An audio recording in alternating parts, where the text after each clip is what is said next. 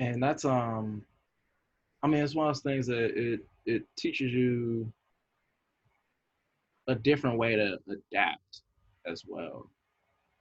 Um,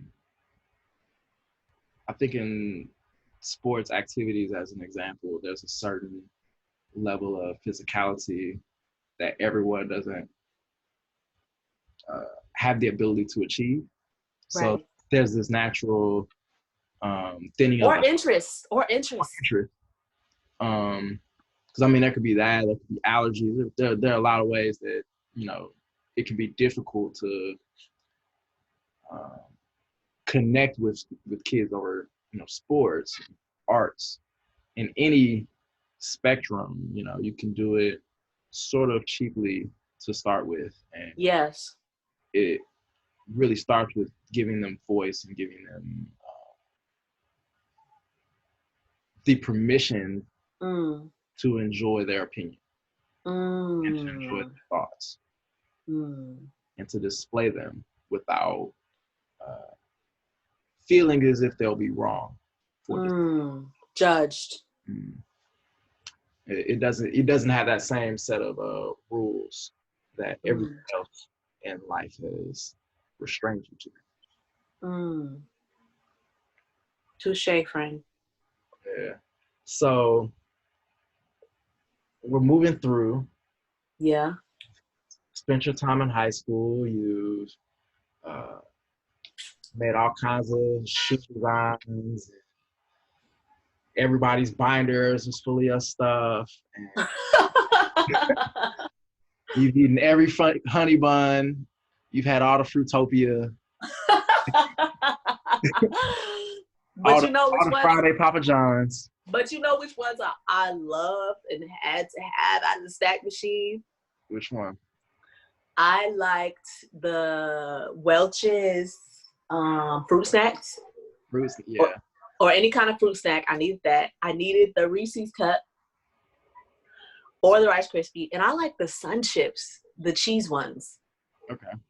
And then I think the juice I used to have, like I used to get a lemonade or I used to get a Fanta or something like that. Mm-hmm. Give me all the cookies and I need all the cookies. I need all the honey buns. I like the oatmeal kind. Oh, you talking about the oatmeal, the spinny joints, the cinnamon Yes. rolls. Yes. Those are dope. I'm a real fat kid. Don't keep me going on. That's a whole nother podcast. So, you've gone through all that whole point. You're graduating high school. You're making decisions about what you're going to do with your life. What are you choosing at this point? What is your thought process?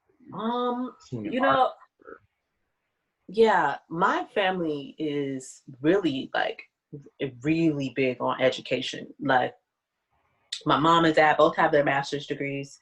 My grandmother has her master's degree. All my uncles and aunts, they either have their bachelor's or master's. And it was definitely kind of forced upon me to go to school before I even really understood what I wanted to do. I didn't necessarily understand how a college degree could be a foundation for the way that I could set up my life. It was just like, go to school. I don't know what you're going to do after school, honey. I mean, it's like, I don't know what you're going to do after graduation, high school, but you need to go to school. So the only thing I loved was theater. Mm-hmm. Right? So I was looking at different theater, what's it called? Like colleges, art colleges. Yeah. Different theater departments in different colleges. And I chose Kennesaw State University. And that part of my life is probably,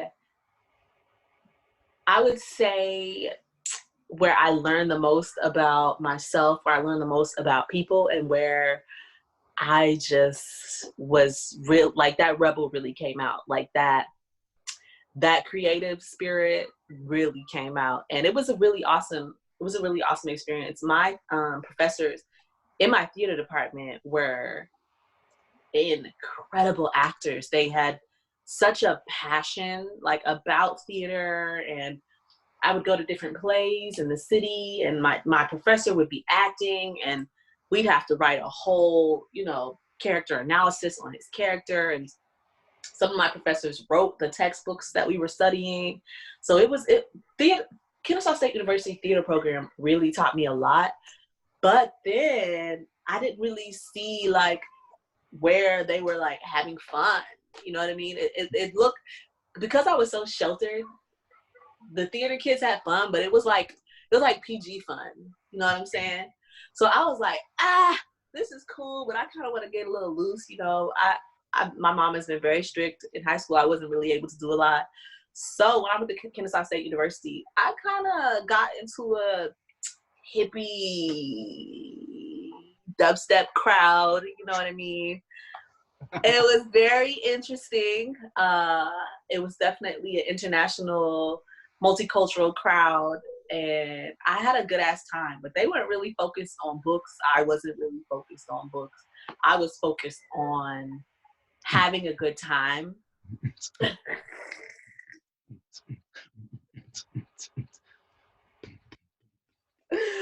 I was at those raves. I was at a rave every weekend. Just dancing. Yeah. Yeah. Just dancing and just meeting all kinds of people. And that's why she's Kelly Free Spirit. That is why I am Kelly Free Spirit, because I spent a lot of time being free. Yeah. So yeah, that's college. I have fun, but I also, I was also not treating myself very well. So I kind of had like a mental breakdown in the middle of my junior year, and I left school.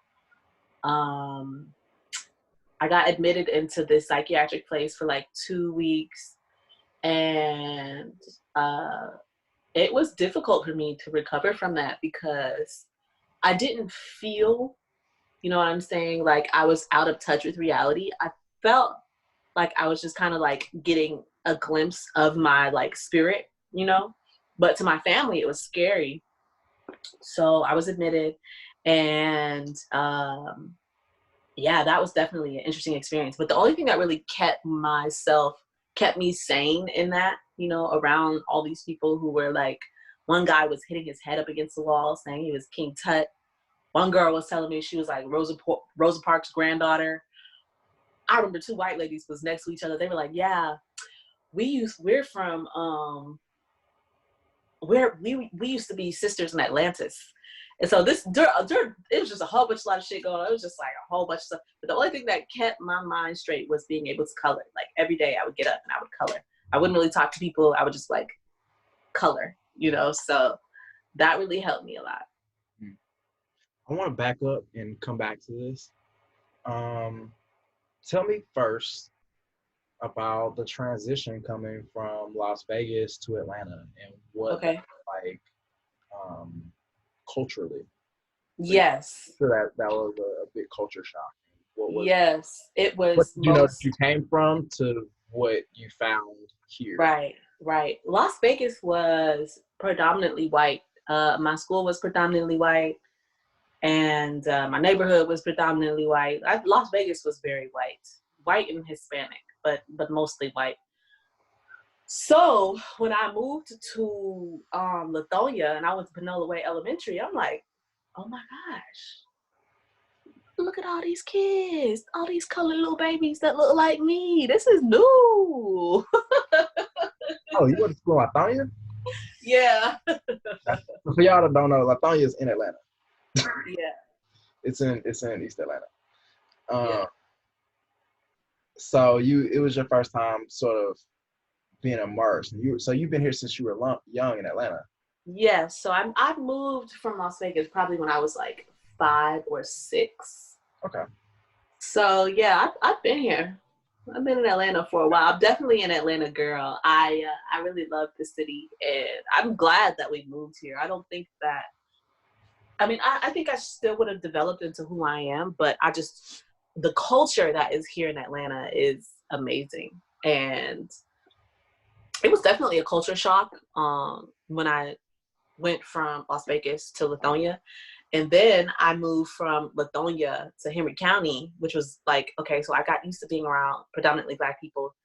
Now I'm going to Henry County and it's all white again. Mm. But my mom made sure that I was around, you know, Black people. So my summer camps would be all Black. And then I would come back to an all white world. It's very interesting, the transitions of my life. Very interesting. What was that making you feel, and what things were you seeing? Yeah.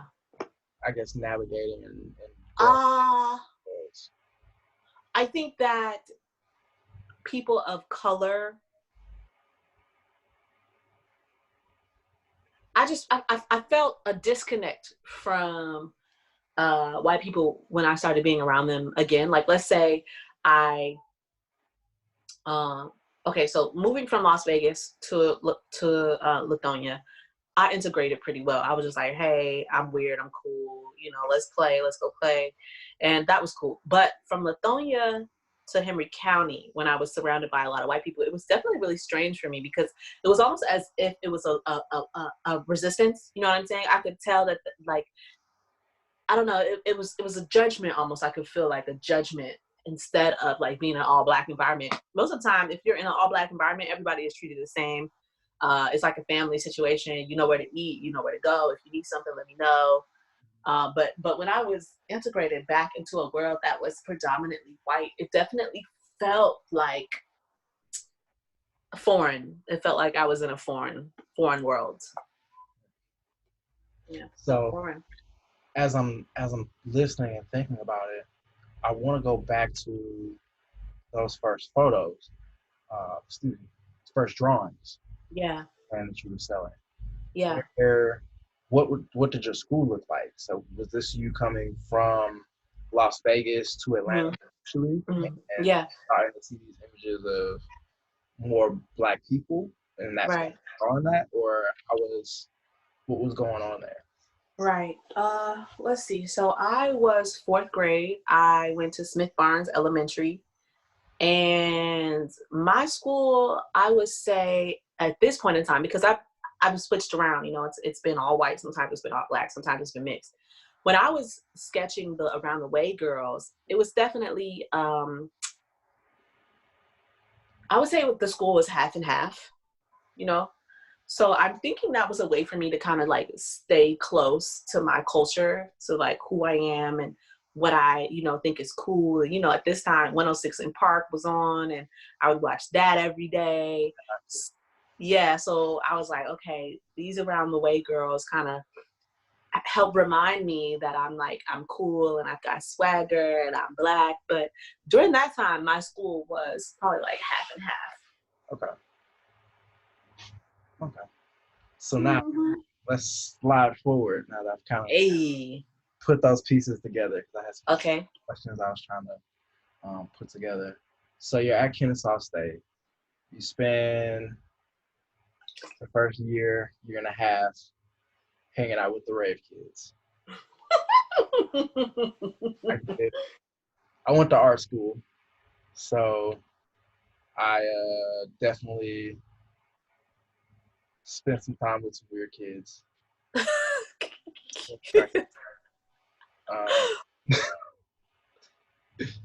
What were you noticing in retrospect about what was going on with you and impression of your mental health? Like, how were you getting there? Was it being dissatisfied with what was looking like your career path? Right. Not being surrounded by the right people? Was there some factor in your life that was contributing? What was kind of all that? That's sort of that moment. I would say like that junior 19, 20, 21 year old. Yeah. Such an interesting precipice because you're, for the purposes of the law, an adult, but in a lot of ways, you're a child. Right.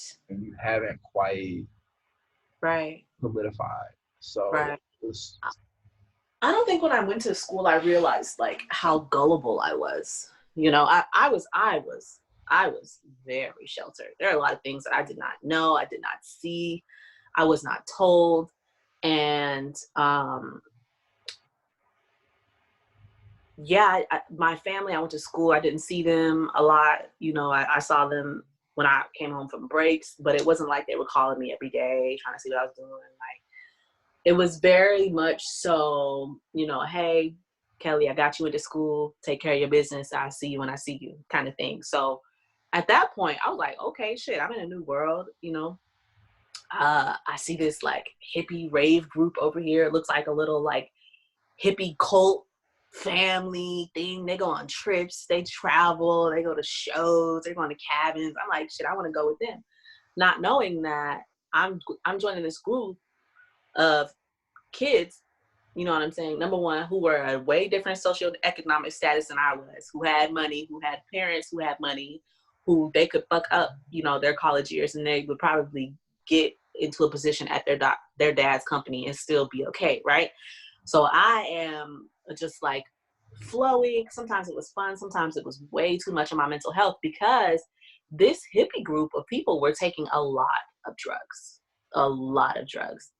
And even though I like to explore, and I think, you know, people should, you know, live their lives how they want, I think that a lot of them did not feel connected to themselves. I feel like a lot of them felt lost. I feel like a lot of them were uh, dealing with the same issues that I was dealing with, and that's why we kind of connected with each other. We just were lost. We're just a whole bunch of just like lost kids, not really knowing exactly where to go, but we all really loved each other, and we talked about, you know, a lot of like metaphysical, spiritual things. So even though we were a family, we were really fucked up, and a lot of them, like a lot of us, were together just because, you know, hey, we see each other outside smoking a cigarette, let's go party, let's go drink, let's go smoke, you know. So I think that not having the right direction, not having that kind of support group, definitely pulled me down a path that detoured me into something that could have been really potentially like dangerous and life altering for me. But luckily, I have a strong mind, and I brought myself back, you know, Mm-hmm. brought myself back into with who I really am. Man, and that's important for people to understand, is that even when you have these horrible downspells, that doesn't spell the end. Right. Every every hero story is a redemption story, Yes. and we often forget that. We look at the hero after they've found the success, but it's Mm. tumultuous on the path. Right. One of the reasons I really wanted to start this show, this show has been on my mind for years. I actually shot a pilot for it a few years ago. Is because I often run into conversations with family, with uh, friends, or people whom are not in a creative profession. Mm. And it's very difficult to explain to them Mm. what I do and how I survive. And Mm. so for those one Issa Rae, or for the one uh, Donald Glover Right. that you see, that you use, you know, as an example, or here and Right. there they love to say Tyler Perry, um, but they see that one example and they say, "Oh, he made it. Why don't you go work for him?" And I say, he's the same, or they are the same person as I am. Their opportunity has just happened, but they were in the same boat I was in. And Right. the right door open, or Yes. so being able to one explain uh, the different avenues that artists and creatives and technical professionals are able to work is a way to one educate the next generation Yes. on what is possible for them and what pitfalls they don't necessarily have to fall into, as well Mm. as a little bit of a bridger and educator for those that are our age and above, because there's a lot of lack of information, real information. So what does a parent say to a child that's creative? I don't have money for that. Well, you don't necessarily, if money's that issue, then there may be other ways around it. Or I don't know what you're going to do in your life. Go get a job. Well, I'm building something that hasn't bore fruit yet, but that doesn't Right. mean that I'm not working on Right. that will. Right. So it giving people more of an opportunity to see different avenues of how artists and creatives are able to function that aren't on this mega celebrity status, and show that we live good lives, that we do great work, and we have Right. the influence tons of people. Yes. You know, I've been very fortunate in my career to work on you know a range of things with prolific people that I would have never met otherwise. Mm. And I love your work. Can you tell me more about this piece behind you with the woman who is in the water? Oh my gosh. yeah, Wow. so this is a piece First that of all, who is she? the model's name is Kai. I have to look up what her socials are right now. I can never remember because some people change their stuff a lot. But she was a model I really enjoyed working with. We did a number of pieces together. This was at a time when I knew I was wanting to complete my first coffee table book. I built a body of work, Fine Art News, but I hadn't published it. Whoa! Uh-oh. Oh my god! You okay? Let me turn my fucking light off. Damn. Your bulb blue? Yeah, you can still see me, right? Yeah, I can still see you. Okay. It's Woo, funny. that scared the shit out of me. Some powerful stuff going on here. Of course. But yeah, she was a model that I've been working with pretty regularly for about a year at that point. And I knew I wanted to make a coffee table book, and I knew that there were certain looks that I wanted to create for it that I didn't have enough of. So at that point, I was doing like a ton of studio work, and I was like, I want to show that I can shoot more stuff on location. At that point, I was just starting to shoot more skylines and scenics, so it was a way to merge sort of those two bodies of work that I was doing. Beautiful. Um, That shot is incredible. Thank you. My thought process here was I wanted her to be sort of a goddess on the water. Yes.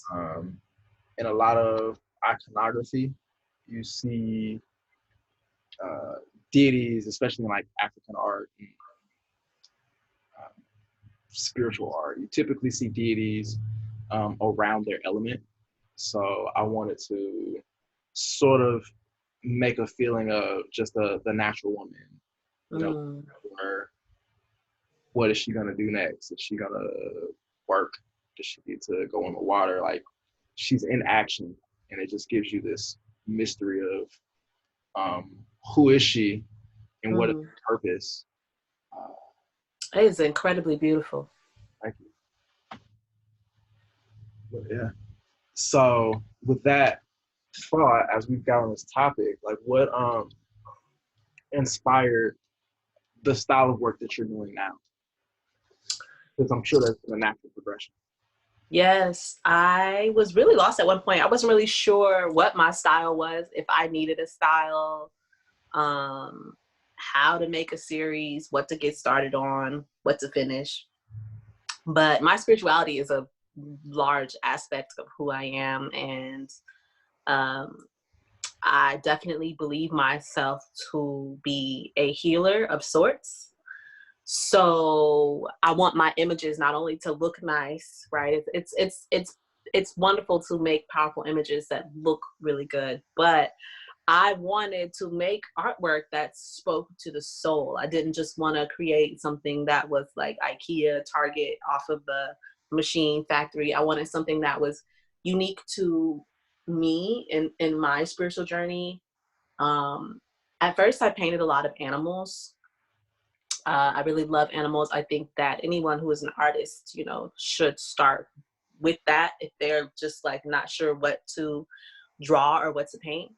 And, you know, with developing animals, I was like, all right, I want to put more people. I want to celebrate people. So I started painting. Um, I think my first painting of a person was Rihanna. I painted Rihanna, and I painted Drake. Drake, wait, was Drake the first? Drake was the first, and then I painted Rihanna. Yeah, I painted Drake first.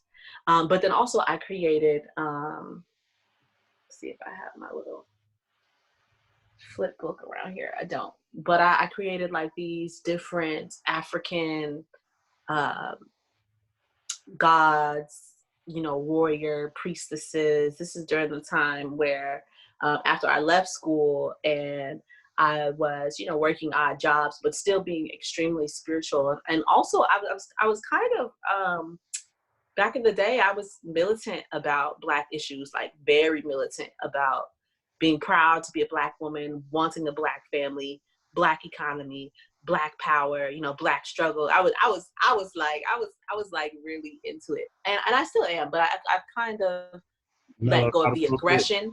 Yeah. I was black down. I'm black down like black. That's what I tell people when Yeah, they ask me. Uh, yeah, Blacker than the ace of spades, more militant than you and your whole damn army.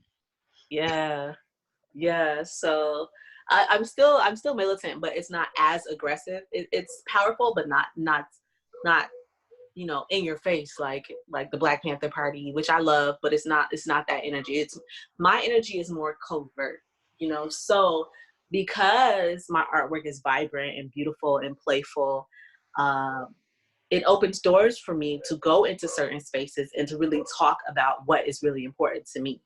So it's cool. It's like painting really cute butterflies and then being invited to Mercedes-Benz, being like, yeah, I'm a Black woman. I'm trying to eradicate, you know, white supremacy and just focus on Black healing and Black health, you know, and it's so much more than the image. But I was definitely inspired by a friend of mine. I guess you could say he was like a high priest. He was a really spiritual friend of mine. And I was really lost. I wasn't really sure what to paint.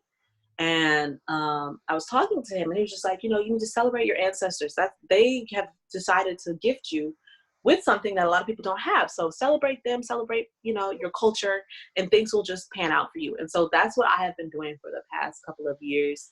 And I haven't, you know, I've run into artist blocks every now and again, but most of the time I'm able to get myself up and just keep going because I know that my work is spiritual. It comes from within, you know, and it is definitely a testament to how powerful we are as individuals, you know, being able to think about something, have the discipline and the skill to recreate that and then to do it over and over again is something that shouldn't be taken for granted. So I'm definitely very influenced by the spiritual realm.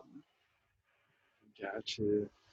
So in your pursuit of that, in your study of that, how did you start to develop your depictions? Because you pick, I understand why you gone for the Afro futuristic style and how you're doing that, but how did you start to formulate your style around the bodies you chose?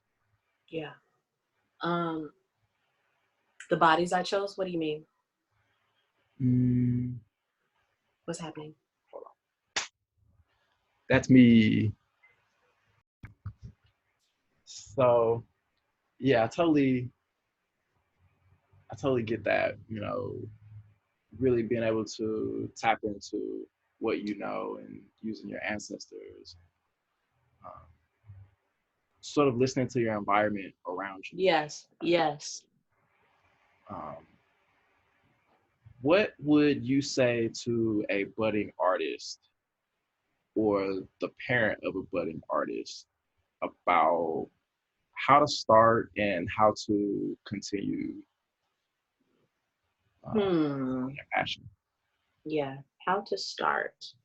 Because most of the time that is the hardest part for a lot of creatives is just to start. We can have so many ideas that come in and out of our brains, so many different things that we want to try. And I think that it is very important to make sure that you put those plans into action. So number one, every creative needs a journal. You need a journal. You need to be able to write out what you think and how you feel and what you want to create. And just it keeps your mind focused, and it helps you see how you're thinking, what you're thinking about. It also helps to relieve stress. So number one, get a journal.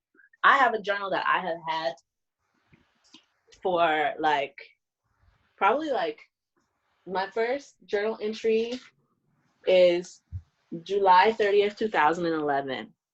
And all of this is just me writing, and it has helped keep me sane. It has helped me develop who I am. It has helped me keep track of that. So definitely, as far as, the structure of where you want your career to go and, your healing and everything, get a journal so you can write down your ideas. Uh, Two, be comfortable with not knowing. Be comfortable with the creation process, which can be kind of frustrating. You start a painting, it's not looking right, so you give up. You start to think, oh, I'm not worthy, and you just go down this whole lane of just negative energy. And it's like, no, it's okay. You're working on something and it's not working out how you want it to. Step away from it for a little while. Step away from it, come back to it. You don't have to complete a painting in one day, in one sitting. It's good. My work, I feel like, has progressed more over time if I can step away from it and come back to it. So I would definitely say work with your art in different steps, in different processes. It all doesn't have to be, all right, boom, I'm gonna set up my camera and I'm gonna paint, for today, and that's it. Allow yourself the ability to move around as far as your creativity and what you want to create. I would also say get to know other artists, even if it's not, on a super personal basis. Just put yourself in creative atmospheres so you can have conversations that will feed you, because being a creative takes a lot of energy. You have a lot of different things moving in your life. You got friends, you got family. If you have mental health issues, you got to deal with that, and you have all these demands. So when you're pouring out this energy, you have to fill yourself back up. So it's important that you find out different art spaces in your city. Like in Atlanta, there's Peter Street. Peter Street always has really dope stuff. If you've never been, you have to go to Peter Street. There's musicians, there's artists, there's videographers. They have a library, an art gallery, a tattoo shop. It's just like a beautiful creative space. There's the Sit Museum. Go to the Sit Museum every once in a while, see who's there. There's OPE. There is the Future Gallery. There's Stain Gallery. Just keep yourself immersed in the culture so that you're not an artist just creating alone at home on the internet. Try and find out the people in your city who are creating nice things, and deal with. You are going to deal with a lot of judgment. You're going to deal with a lot of doubt. Sometimes it's your own. But just get up. Just get up and set up your paint. That's the only thing that really keeps me going sometimes, because I'm tired. I take care of my grandma. I live at home with my mom. That's a whole other thing. Whatever. I love her, but whatever. But it's like, have the energy to care about yourself and to care about your goals. Oh, that's important. Okay. That's important too. Self-love, how you treat yourself. Be kind to yourself. Don't be so hard on yourself. Um, Treat yourself kindly. Don't beat yourself up over one mistake. That is one thing that a lot of artists do, a lot of creatives do, because we're so analytical. Sometimes that can be our downfall. So we got to be aware of that. But yeah, that's what I would tell a budding artist. Just keep going. Set up explain a little bit about the ups and downs and Yes. troubles that you deal with, the pitfalls that you deal Yeah. with being a professional artist running a business. Yeah. So, okay. All right. So let's talk about shows and festivals, right? I was invited to the Greenhouse Festival. This is a festival in Piedmont Park. And I think it was $50. You know, you have to pay your vending fee. It was $50. But I spent probably $250 getting ready for the event. I bought prints, I bought crystals, tables, all these different things. I probably sold $15 worth of stuff Mm. my first show. And I was devastated. I was like, I'm never doing this again. Right. But especially with art shows, you have to understand that a lot of times, more than what you sell, it is the connections that you're making with people. That is way more important than the money that you make. The money is very important. The money comes, but your connection will keep you, it'll keep you in the circle of what's happening, especially if you're genuine, you have a good personality. Like, it'll be easy for you to network and just to like stay in contact with other creatives, and you all can branch out and pull each other into different opportunities. But don't be discouraged if, you know, one art show people aren't talking to you, or one art show people will talk to you. You know, it's always, life is in this motion of up and downs. And another thing, like, do not base how good your art is by how many people like it. It's all subjective. Likes and popularity is all subjective. You know, if you create something really beautiful, then it's beautiful. And as long as you like it, then that's what really matters. Okay. And then finally, tell me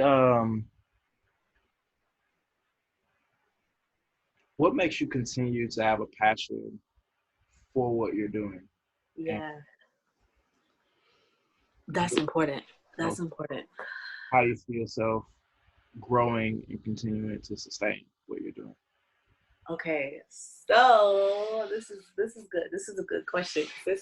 This really changed a lot of things for me recently.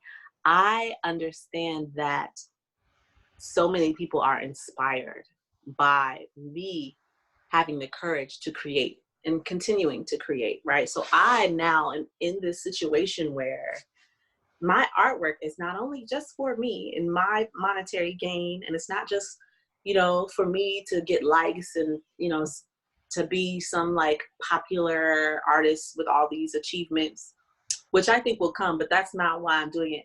I want to inspire other creatives, because at the end of the day, I'm an artist who likes other artists. You know, some artists, they don't give a damn about other artists. This is my world. I'm not going to like your stuff. I'm not going to talk to you. I'm an artist and this is my, and it's like, I'm not like that. I want other artists, I want other Black women to continue their journey of creation. And I realized that the universe has chosen me to be an example, to kind of, to go through that hero's journey that we were talking about, like to move through that pain and then understand how to heal that pain. And now that I've healed that pain, I can now step more courageously and more fully into the woman that I'm supposed to be. And with that comes a lot of responsibility. You know, our gifts can take us down different paths. You know, we can manipulate people, we can use people, we can be greedy, we can use our gifts in a lot of different ways. But every day I meditate and I try to bring myself back to my center, because I know that the more that I realize that this is not just for me, but it's for my community. This is for the person who has felt depressed like me, the person who didn't feel loved like I felt loved, the person who was creating art for almost a year and didn't sell nothing for like a year and some change. I'm like, what is happening? Like, why isn't anybody buying my stuff, you know, for that artist just to keep going, just to keep creating? So it's bigger than me. And I am in it for the long haul. I don't plan on stopping painting. If I do take breaks to try and do different things, like to be honest, I still have some passion for acting. I would love to get into acting somehow, some way, be on the, you know, big screen, be on a TV show, something like that. Um, I also wouldn't mind branching into fashion and figuring out how to make clothes and how to make designs. So while I'm doing all these different things, I will still be painting. Like the way I do my art, sometimes it's not weekly. It might be 2 or 3 dope pieces a month, and that's okay. So it's not necessarily, I always like to say slow motion is better than no motion. It's not always doing things quickly.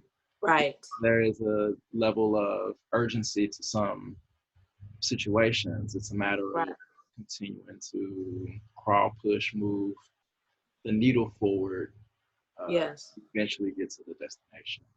Yes. So going from almost a year and a half of not making any sales. Oh my gosh. Now, where can Yeah. we see some of your stuff now? You can see some of my stuff on my Instagram. My Instagram is Kelly Free Spirit 333. I also have an Etsy shop. I have prints on there. I have originals on there. My Facebook is Kelly Johnson. My Facebook art page is Free Spirit Slim. I am the artist 111. So the artist 4 ones on Twitter. I don't use Snapchat anymore, but I have started a TikTok and I am having too much fun with it. Oh my God. And I am Kelly Free Spirit on TikTok as well. I plan on I'm about to walk into a really huge blessing. So once this is all, once that is solidified, I definitely plan on developing a website that has, all of my originals that I've ever created on there, prints, t-shirts, merchandise, all of that. But right now, I think the place that has the most traction would be my Instagram, which is Kelly Free Spirit 333. And there you have it. Hey. Thank you for spending time with us today, Kelly. You are more than welcome, my friend. Much success for you and all your endeavors, and we'll definitely be in touch and in tune. And we'll definitely have you back soon. I'm excited. Thank you for having me. Thanks so much for joining us for today's edition of Why I Got In. We appreciate you for sticking with us. Make sure you like, subscribe, and check out our Instagram for all the upcoming content and conversations. Until next time.